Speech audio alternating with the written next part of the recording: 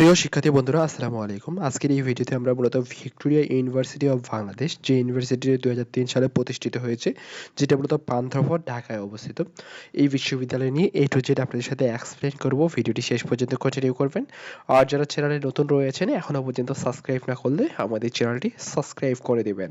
আর একটা বিষয় বলি, এই ইউনিভার্সিটি কিন্তু সরকারের ব্ল্যাক লিস্টে রয়েছে, অর্থাৎ 1 নম্বর ব্ল্যাক লিস্টে রয়েছে।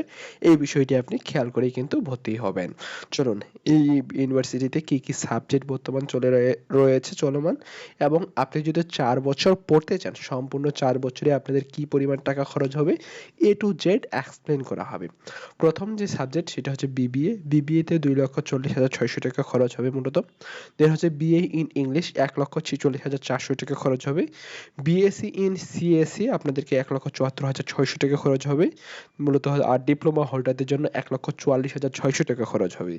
এটা মূলত হচ্ছে বিএসসি পর্যায়ে তাদের কিন্তু এইরকম, অর্থাৎ স্পেশাল কিন্তু একটা অফার চলতেছে।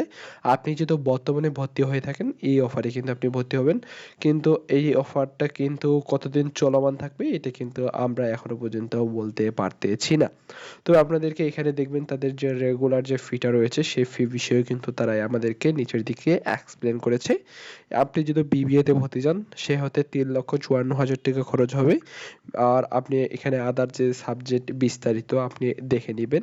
আর একটা বিষয় বলি, এই বিশ্ববিদ্যালয়টি মূলত ব্ল্যাক লিস্টে রয়েছে। তবে আজকে ব্ল্যাক লিস্টে রয়েছে, কালকে কিন্তু ব্ল্যাক লিস্ট নাও থাকতে পারে।